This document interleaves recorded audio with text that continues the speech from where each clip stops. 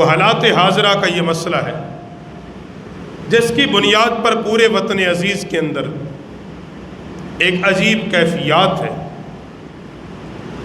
اس بات کو سمجھنے کی ضرورت ہے کہ عقیدہ ختم نبوت یہ ایک مسلمان کی بنیاد ہے، بنیاد، اس میں 1% بھی شک نہیں ہے، 1% اور 1% کے کروڑویں حصے کے برابر بھی شک نہیں ہے کہ اللہ نے محمد کو آخری نبی بنا کے بھیجا ہے۔ کہ آقا الاسلام اللہ کے آخری نبی ہیں۔ آپ کے بعد دروازہ نبوت ما کان محمد ابا احد من رجالکم ولکن رسول اللہ و خاتم النبیین، اور اسلام آخری دین ہے اور قرآن اللہ کی آخری کتاب ہے۔ لکم دینکم ولی دین، لکم دینکم واتممت علیکم نعمتی وردیت لکم الاسلام۔ پیارے حبیب، جو دین اللہ نے آپ کو عطا کر دیا وہ اسلام ہے، اور تیرا رب اس بات پہ راضی ہے۔ جب دین مکمل ہو چکا، نبوت کا دروازہ بند ہو چکا، اب نبی علیہ السلام کی آمد کے بعد کوئی دوسرا آدمی کھڑا ہو کے کسی بھی شکل و صورت میں دعوی نبوت کرے، اس کی دو ہی صورتیں ہیں۔ ایک صورت تو یہ ہے کہ وہ اپنا نیا مذہب رکھے، اعلان کرے میرا اسلام کے ساتھ تعلق کوئی نہیں، میرا اسلام کے ساتھ میرا اپنا ایک مذہب ہے، میں مسلمانوں کو مسلمان سمجھتا ہوں، ہمارا ایک مذہب ہے۔ جیسے ہندو ایک مذہب ہے، سکھ ایک مذہب ہے، عیسائی ایک مذہب ہے، یہودی ایک مذہب ہے، کمیونزم ایک مذہب ہے، بدھ مت ایک مذہب ہے۔ اس ہر مذہب کے اپنے بانی ہیں، بنانے والے ہیں۔ اس صورت کی اسلام کے اندر گنجائش ہے، اور وہ یہ بھی کہے کہ میں مسلمان بھی ہوں، میں مسلمان بھی ہوں، اور ساتھ دعوی نبوت کرے، تو پھر وہ کیا ہے؟ وہ زندیق ہے، وہ خارج اسلام ہے۔ پھر اسلام اس کو اس بات کی اجازت نہیں دیتا۔ ہم دھوکہ جس بات پہ کھاتے ہیں وہ یہ ہے، ہمارے ساتھی کہتے ہیں کہ دیکھو بھائی، قادیانی نبی علیہ السلام کو آخری نبی مانتے تو ہے، وہ بھی کہتے ہیں محمد اللہ کے آخری نبی ہیں۔ بھائی عیسائی بھی محمد کو نبی تو مانتے ہیں، وہ یہ تو نہیں کہتے کہ محمد نبی نہیں تھا، مگر وہ کہتے ہم نہیں مانتے۔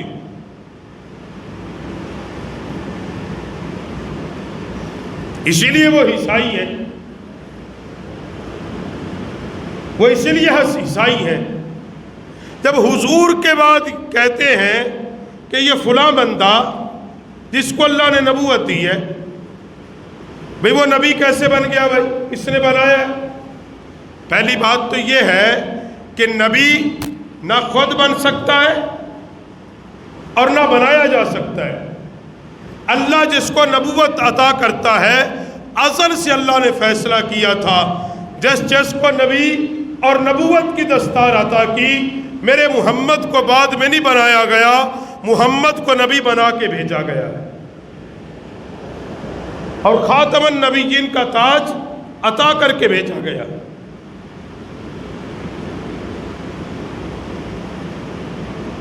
اس لیے ہم ان کو کہتے ہیں اسلام سے ان کا تعلق ہے۔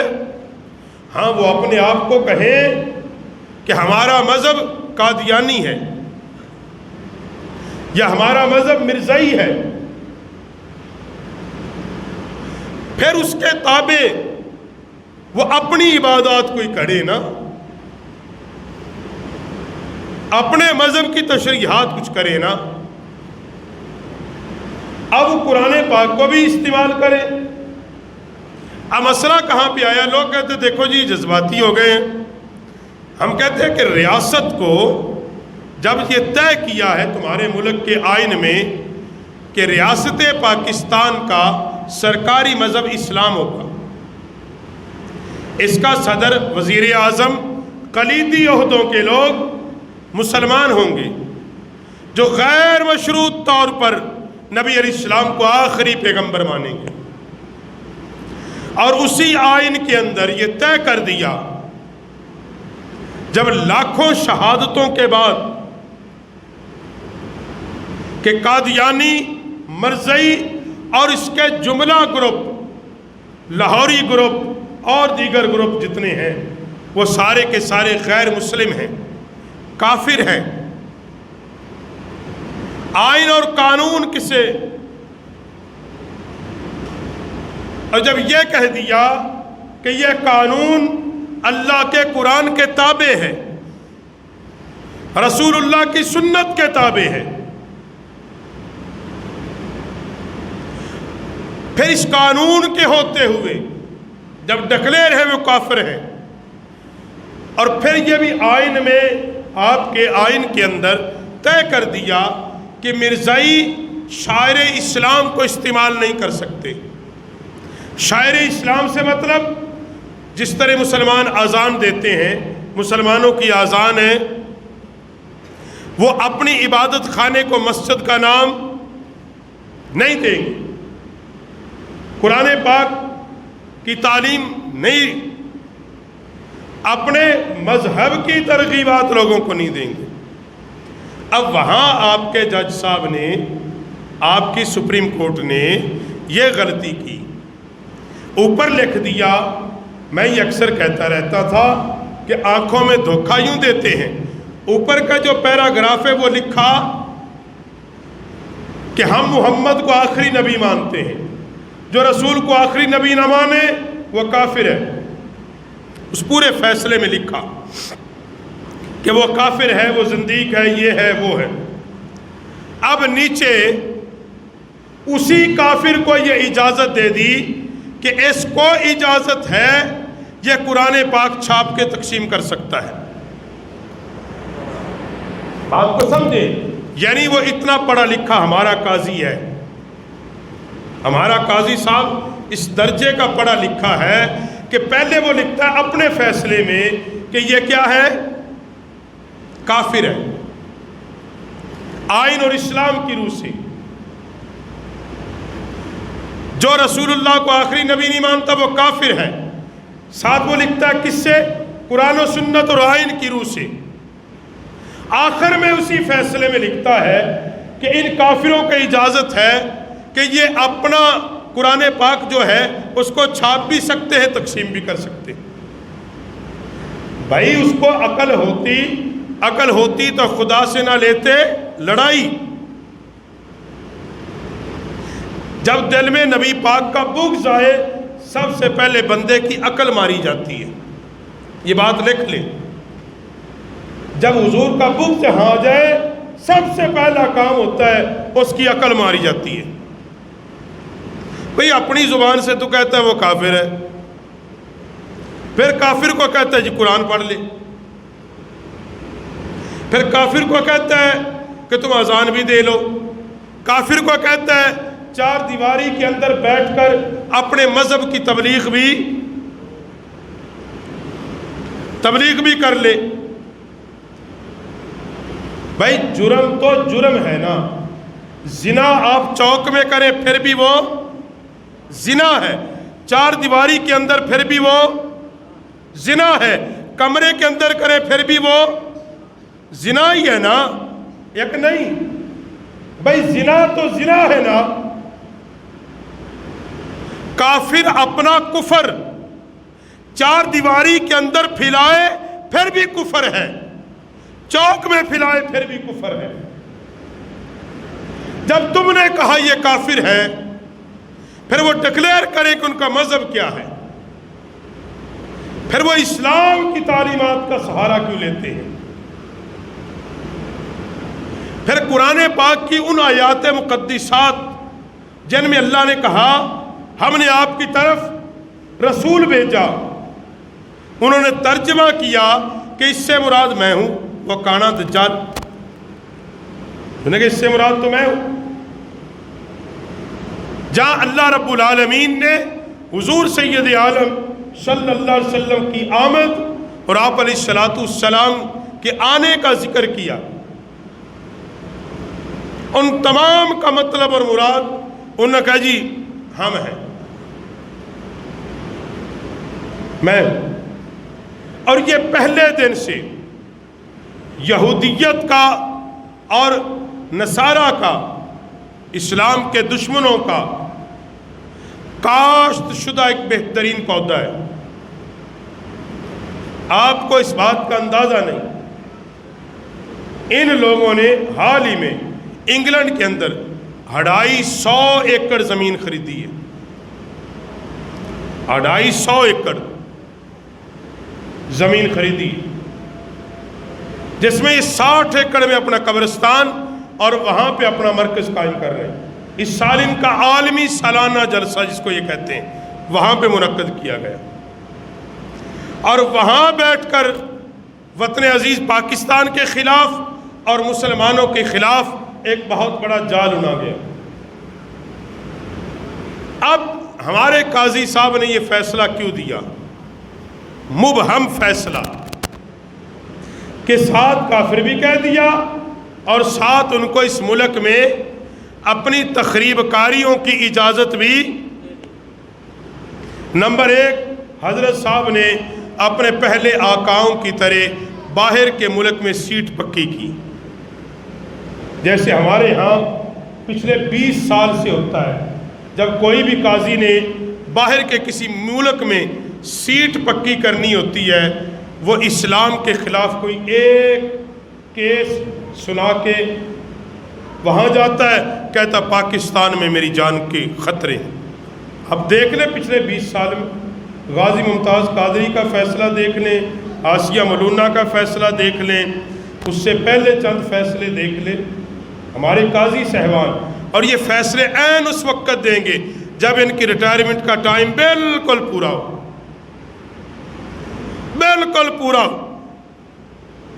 ریٹائرمنٹ لیں، باہر کے ملک میں سیٹ، پیسہ پاکستان کا، پینشن مراد اس ملک کے لوگوں کی اور عیاشی،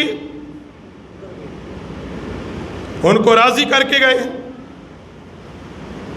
اسی طرح ہمارے سپہ سالار صاحبان ہوتے ہیں، معذرت کے ساتھ آپ پچھلے 5-7 سپہ سالار کو دیکھ لیجئے، اینڈ ریٹائرمنٹ کے قریب کوئی ایسا کام لگاتے ہیں اس ملک میں چپکے سے یہاں سے، اور وہ کام کس کے خلاف ہوگا؟ اسلام کے خلاف۔ کہیں اور بس نہ چلے، اس ملک میں فرقہ واریت کی آگ جھونک دیں گے، فرقہ واریت کی آگ جھونک دیں گے۔ اب حالانکہ اس قاضی صاحب کو پتا ہے کہ ختم نبوت کا قانون اور اس قانون سے چھیڑ چھاڑ اس ملک کی بنیادیں ہلا دے گی، اس میں کوئی دو رائے نہیں ہے کہ کوئی بھی غیرت مند مسلمان حضور سید عالم کی ختم نبوت سے غداری نہیں کر سکتا۔ پھر آئے روز اس کو چھیڑ چھاڑ کرنا تو اس ملک کے ساتھ دشمنی نہیں تو کیا ہے؟ دشمنی نہیں تو اور کیا ہے؟ اور پھر آپ دیکھیں پچھلے 20-25 سال سے یہ لوگ کوشش کرتے رہے اسمبلی کے ذریعے، اب دیکھا اسمبلی سے کام نہیں چلا، ہمارے حکمرانوں نے 3-4 بار کوشش کی اس قانون کو بدل دیا جائے، مگر جب وہاں بس نہیں چلا تو پھر آ گئے ہیں اب سپریم کورٹ میں، اور یہ پہلا نہیں ہے، اب لکھ لیں یہ آگے بھی ہوگا۔ اسی طرح چند ایک لوگوں کو مروایا جائے گا، وہ اپنی جماعت کے لوگوں کو خود مروائیں گے، مروانے کے بعد پوری دنیا میں ایک سینیریو بنائیں گے کہ دیکھو جی پاکستان کے اندر ماں سوا قتل و غارت گری کے کچھ نہیں ہے، یا تو اس ملک کو ہر قسم کی پابندی لگا دی جائے یا ان کو مجبور کیا جائے کہ اس قانون کو بالکل ختم کر دیا جائے، اور یہ سینیریو بنایا جا رہا ہے۔ آج لکھ لے، پچھلے 1 ماہ میں 2-4 ایسے واقعات کروا دیے گئے ہیں باقاعدہ منصوبہ بندی کے ساتھ، اور وہ باقاعدہ بیرون ملک بیٹھے وہاں پر شور مچا دیا گیا ہے۔ تو میرے بھائیوں، بات کرنے کا مقصد یہ ہے کہ یہ ملک انتشار پسندی کا متحمل نہیں ہے۔ اس ملک کی بقا اسلام کے ساتھ جڑی ہوئی ہے، اور اس ملک کی جو بقا ہے وہ رسول اللہ صلی اللہ علیہ وسلم کے دین کے ساتھ وابستہ ہے، حضور کی ختم نبوت کے ساتھ وابستہ ہے۔ جب ایک قانون کی تشریح خود رسول اللہ صلی اللہ علیہ وسلم نے فرما دی تو پھر کسی کو گنجائش ہے؟ پھر نبی علیہ السلام کے آخری زمانے میں مسیلمہ کذاب، حضور کا آخری زمانہ، اس نے دعوی نبوت کیا، اس نے خط لکھا آقا علیہ السلام کی بارگاہ میں کہ آپ میرے ساتھ معاہدہ کر لیں۔ کیا کر لیں؟ معاہدہ کریں۔ معاہدہ یہ کریں کہ جب تک آپ حیات ہیں آپ نبی ہیں، جب آپ کا وصال ہو جائے گا آپ کی جگہ میں نبی بن جاؤں گا۔ یا دوسرا یہ کر لیں، آدھے عرب کے آپ نبی، آدھے عرب کا میں نبی۔ نبی علیہ السلام نے اس کے خط کے جواب میں کیا لکھا؟ ایک جملہ، لمبا چوڑا نہیں، ایک جملہ۔ آپ نے فرمایا میں محمد الرسول اللہ، اللہ کا سچا نبی ہوں، اور تو جھوٹا ہے۔ تو اب آگے سنیں، اللہ کے نبی نے فرمایا میرا یہ خط مسیلمہ کذاب کے پاس کون لے کے جائے گا؟ ایک صحابی کمزور مدینے کی گلیوں میں کھجور بیچتے تھے، سر پہ ٹوکری رکھ کے، سر پہ 11-12 بچے بھی تھے، یعنی عیال دار وسیع۔ بارگاہ رسالت میں کھڑا ہو گیا، وہ اس وقت کھجوریں کھا رہا تھا۔ کیا کھا رہا تھا؟ کھجوریں۔ کھڑا ہو گیا، یا رسول اللہ یہ خط میں لے کے جاؤں گا۔ اور جب یہ جملے کہنے لگا اس کے منہ سے کھجوریں کے ٹکڑے نکل کر دوسرے صحابہ پہ گرے۔ باقی ساتھیوں نے کہا بھائی کھجوریں تو کھا لیتا، کہا مجھے ڈر تھا کہ ڈیوٹی کسی اور کے نہ لگ جائے۔ یہ تھا ایمان اس کا۔ کیوں؟ وہ سمجھتے تھے جو خط لے کے جائے گا یقیناً وہ شہید کر دیا جائے گا۔ اس صحابی کا نام کیا تھا؟ جناب حبیب بن زید رضی اللہ تعالی۔ نبی علیہ السلام نے اپنا خط دیا، سواری دی، نیزہ دیا، کہا جا چلا جا۔ حبیب بن زید پاک مسیلمہ کذاب کے پاس گئے، آپ نے جا کے نیزہ گاڑ دیا، خط اس کو دیا۔ مسیلمہ کذاب نے کہا تو کہاں سے آیا ہے؟ حبیب بن زید نے ایک جملہ کہا جو حدیث میں لکھا ہے، حبیب بن زید نے کہا تو نے میرا چہرہ دیکھ کے پہچانا کوئی نہیں، میں بارگاہ رسالت سے آیا ہوں، میں رسول اللہ کی بارگاہ سے آیا ہوں، کیا تجھے اندازہ نہیں ہوا اس بات کا؟ اس نے جب خط کھولا اور وہ پڑھا، اس میں ایک ہی جملہ لکھا تھا کہ تو جھوٹا ہے۔ مسیلمہ کذاب نے صحابی رسول سے بات کی، اس نے کہا میں کون ہوں؟ اس نے اس لیے لاؤ لشکر سے ڈر جائے گا، میرے روب سے ڈرے گا۔ حضرت مسیلمہ کذاب نے فرمایا تو وہی ہے جو میرے نبی نے کہا ہے۔ کہا محمد کون ہے؟ فرمایا محمد اللہ کا سچا رسول ہے۔ یہ لمبی حدیث ہے۔ مسیلمہ کذاب نے حضرت حبیب بن زید کو وہاں شہید کروا دیا، شہید کروا دیا، اور آخری وقت بھی اس نے کہا مسیلمہ کذاب نے میں کون ہوں؟ حبیب بن زید نے کہا میں نہیں جانتا تو کون ہے؟ کہا محمد کون ہے؟ کہا محمد اللہ کا رسول ہے۔ ادھر حبیب بن زید شہید ہوا، نبی علیہ السلام مدینے میں بیٹھے، آنکھوں میں آنسو آ گئے۔ صحابہ کی یا رسول اللہ کیوں روئے ہو؟ میرے نبی نے فرمایا میرے غلام کو شہید کر دیا ہے۔ تو بھائی ہم مسلمان تو ان کے وارث ہیں کہ حضور کی ختم نبوت کے لیے سب کچھ کٹا کے بھی ایک ہی بات کہتے ہیں کہ محمد اللہ کے،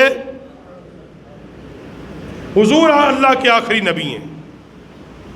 ہمارا ایمان یہ ہے، پوری دنیا کے مسلمانوں کا ایمان یہ ہے، اس پہ ہم سمجھوتا نہیں کر سکتے۔ اس لیے احباب ذی وقار یہ جو چال چلی جا رہی ہے یہ بڑی بھیانک چال ہے۔ اس کے لیے دعا کیا کریں اللہ اس وطن کو اور ملت کے مسلمانوں کو محفوظ فرمائے۔ یہودی کتنا تیز ہے آپ کو اس کا اندازہ نہیں، آپ نے کل یا پرسوں کے واقعے سے اندازہ لگا لیا ہوگا۔ ہم جب کہتے ہیں کہ ایک ملک میں بیٹھا ہوا ایک ایسا آدمی جو کفر کو للکارتا ہے، اسماعیل ہنیہ حماس کا رہنما، اس کو ایران میں شہید کر دیا گیا، اور سارا کفر ایک طرف کھڑا ہے۔ اس کا جرم کیا تھا؟ جرم صرف اتنا تھا، وہ کہتا تھا کہ فلسطین ہمارا ہے اور ہم مسلمان ہیں۔ اس کے لیے وہ لڑ رہا تھا، اپنی زمین کے لیے۔ یہ الگ ہے کہ کس ملک نے کیا کردار کیا اور مسلمانوں نے کتنی سہولت کاری کی، یہ ایک الگ مسئلہ ہے۔ مگر مسلمانوں کے ان لوگوں کو چن چن کے مارا جا رہا ہے جو دنیا کے اندر اسلام کی بات کرتے ہیں، جو اسلام کی بات کرتے ہیں، جو جہاد کی بات کرتے ہیں۔ اور اس کے برعکس یہ قادیانی، مرزائی، ان کو پوری دنیا میں سہولت دی جا رہی ہے، پروٹوکول دیے جا رہے ہیں، کس لیے؟